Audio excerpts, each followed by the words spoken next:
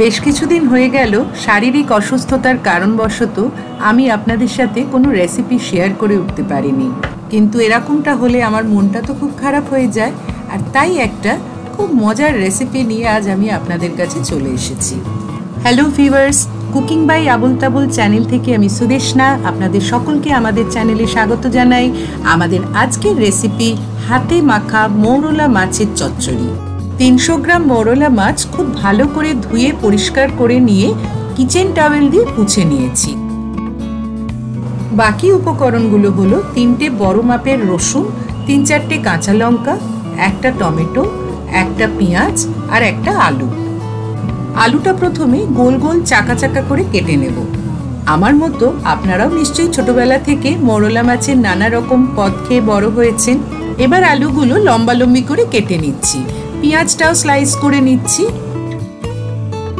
মার হাতের যে কোনো রান্নাই আমার খুব প্রিয়, তবে ছোটবেলা থেকেই মৌরলা মাছের টক খেতে আমি খুব ভালোবাসি, আর তাই আমার মা প্রতি জন্মদিনে কিন্তু আমাকে এটা বানিয়ে দিতেন। টমেটোর খোসা আগেই ছাড়িয়ে রেখেছি, মাঝখান থেকে চিড়ে নিয়ে তারপর এটাও স্লাইস করে নিচ্ছি, তবে কোনোটাই কিন্তু খুব ফাইন করে কাটার দরকার নেই। কাঁচা লঙ্কা আপনারা আপনাদের পছন্দ অনুযায়ী অ্যাড করবেন, তবে এটা কিন্তু একটু ঝাল ঝাল খেতেই ভালো লাগে। রসুনটাও কুচিয়ে নিচ্ছি, তবে চাইলে আপনারা আরও 2-1 টুকরো রসুন অ্যাড করতে পারেন। এবার প্রথমে মাছে 1 টিস্পুন হলুদ গুঁড়ো দিয়ে দিচ্ছি, তারপর দিচ্ছি 1 টিস্পুন কাশ্মীরি লাল লঙ্কার গুঁড়ো, এবার দিচ্ছি 1/2 টিস্পুন জিরে গুঁড়ো, স্বাদ অনুযায়ী নুন দিচ্ছি। এবার অ্যাড করছি কেটে রাখা টমেটো, কাঁচা লঙ্কা, রসুন, পেঁয়াজ আর আলু। শুরুতেই আপনাদের বলেছি যে খুব মজার একটা রেসিপি শেয়ার করছি। কেন এই কথাটা বলেছি সেটা জানতে হলে কিন্তু ভিডিওটা শেষ পর্যন্ত দেখতে হবে। এবার বেশ খানিকটা সর্ষের তেল ছড়িয়ে দিচ্ছি।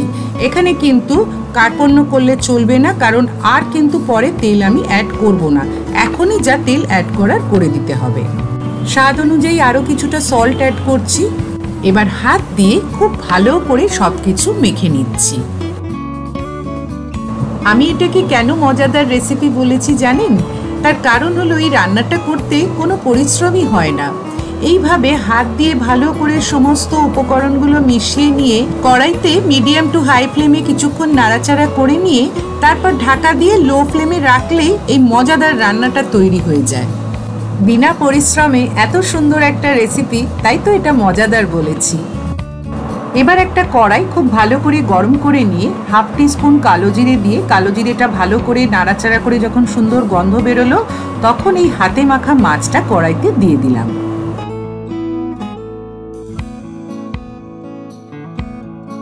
এবার 4 থেকে 5 মিনিট মিডিয়াম টু হাই ফ্লেমে এগুলো ভেজে নিচ্ছি। হাতে মাখা মৌরলা মাছের চচ্চড়ি কারা বাড়িতে খেয়েছেন আর কারা খেতে খুব ভালোবাসেন এটা, সেটা কিন্তু আমাদের কমেন্ট সেকশনে জানাতে পারেন। এবার এর মধ্যে 1/2 কাপ জল দিয়ে দিচ্ছি।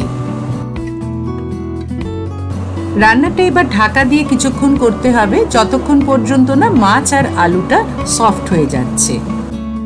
এবার ঢাকা খুলে দেখা যাক কি অবস্থা। বেশ একটা সুন্দর মাখো মাখো ভাব এসছে। এটা কিন্তু এরকমই হবে, এর মধ্যে জল বিশেষ থাকবে না। আলুটাও দেখুন সেদ্ধ হয়ে গেছে। লো ফ্লেমে নাড়াচাড়া করে এটাকে আরও একটু শুকনো করে নিচ্ছি। রান্নাটা একদম রেডি হয়ে গেছে। ওপর থেকে বেশ কিছুটা কাঁচা লঙ্কা কুচি ছড়িয়ে দিচ্ছি। এটা আপনাদের পছন্দ মতো আপনারা দেবেন, ঝাল খেতে ভালোবাসলে তবেই দেবেন। আর দিচ্ছি কিছুটা ধনেপাতা কুচি। গরম গরম ভাতের সাথে এবার সার্ভ করে দেব হাতে মাখা মৌরলা মাছের চচ্চড়ি। ও আজ তো দরকারি কথাটা আমার বলাই হলো না। সবশেষে বলি, ভিডিও দেখে ভালো লাগলে প্লিজ লাইক, কমেন্ট ও শেয়ার করবেন। আর যারা আমাদের চ্যানেল এখনও সাবস্ক্রাইব করেননি তারা প্লিজ সাবস্ক্রাইব করবেন, আর পাশে থাকা বেল বাটনটি অবশ্যই প্রেস করবেন, যাতে যে কোনো নতুন ভিডিওর নোটিফিকেশন সবার আগে আপনার কাছে পৌঁছে যায়।